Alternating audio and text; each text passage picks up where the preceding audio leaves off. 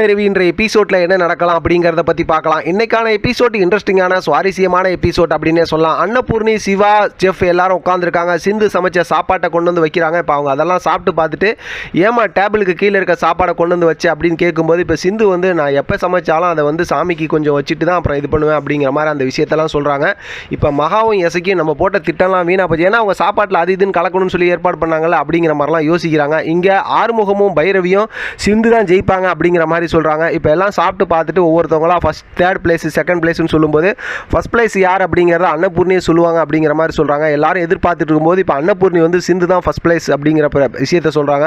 எல்லாத்துக்கும் ரொம்ப சந்தோஷம். இடையில பார்த்தோம்னா மகாவும் எசைக்கும் சந்தோஷப்படுறாங்க. இருந்தாலும் சிந்து ஃபஸ்ட் பிளேஸ் அப்படின்னு சொன்னதுமே அவங்களால ஒன்றுமே தாங்கிக்க முடியல. ஆறுமுகமும் பைரவியும் ரொம்ப சந்தோஷப்படுறாங்க.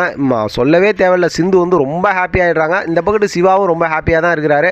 இப்போ கூப்பிட்டு பார்த்தோம் அப்படின்னாக்கா அந்த கேன்டீன் ஆர்டரை வந்து அன்னபூர்ணியே கொடுப்பாங்க அப்படின்னு செஃப் சொல்கிறாரு. இப்போ அந்த ஆர்டரையும் வாங்கிக்கிறாங்க, ஆசீர்வாதம் வாங்கிக்கிறாங்க. அப்புறம் அங்கேருந்து பார்த்தோம் அப்படின்னாக்கா செஃப் வந்து கிளம்பிடுறாரு சொல்லிட்டு இப்போ அன்னபூர்ணி கிளம்பிடுறாங்க. சிந்து வந்து சிவா கிட்ட சொல்லிட்டு ரொம்ப சந்தோஷப்படுறாங்க. அவங்க பார்த்தோம் அப்படின்னாக்கா ஒருத்தர் ரொம்பவுமே பாராட்டிக்கிறாங்க. இப்போ இந்த சந்தோஷமான ஒரு மூமெண்ட்டில் பார்த்தோம் அப்படின்னாக்கா இடையில கொஞ்சம் ரொமான்ஸும் பண்ணிக்கிறாங்க சிவா கிட்ட சிந்து. ரொம்ப சூப்பரான ஹாப்பி மூமெண்ட்டாக இருக்குது. இந்த பக்கத்து ஆறுமுகம், பைரவி எல்லாரும் வாழ்த்து தெரிவிக்கிறாங்க.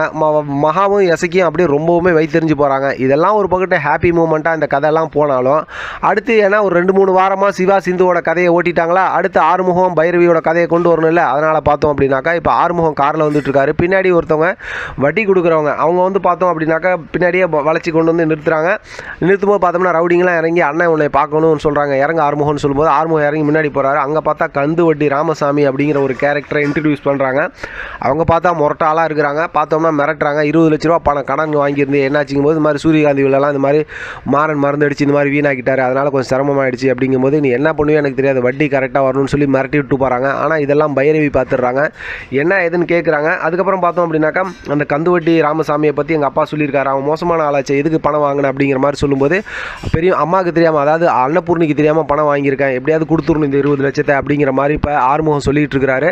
உடனே பார்த்தோம் அப்படின்னா பைரவி ஒரு ஏற்பாடு பண்ணுறாங்க. இப்போ போய் சஞ்சயை சந்திக்கிறாங்க. சஞ்சயை சந்தித்து பார்த்தோம்னா 20 லட்ச ரூபா கடன் கேட்கும்போது சஞ்சய் வந்து ஒரு செக்கு போட்டு கொடுத்து அவரோட பணத்தை கொடுக்குறாரு. பார்த்தோம்னா எல்லாமே அடுத்தடுத்து நடக்குது அப்படியே டப்புன்னு. உடனே பைரவி ரொம்ப சந்தோஷப்பட்டுறாங்க. 20 லட்ச ரூபா கொடுக்குறது நீ ஒரு நல்ல ஃப்ரெண்ட் அப்படின்னு சொல்லும்போது உடனே சஞ்சய் தான் எவ்வளோ கெட்டவங்கன்னு நமக்கு தெரியும்ல. இதெல்லாம் சொல்லி முடிச்சதுக்கப்புறம் பைரவி சொல்கிறாங்க, நான் உங்கள்கிட்ட கடன் வாங்கின இந்த விஷயம் யாருக்கும் தெரிய வேணாம், குறிப்பாக ஆறுமுகத்துக்கு தெரிய வேணாம் அப்படின்னு சொல்கிறாங்க. இப்படிலாம் ஒரு சந்தர்ப்பம் கிடைச்சா சஞ்சய் சும்மா இருப்பாரா அப்படிங்கிறது நமக்கு தெரிஞ்சது தான்.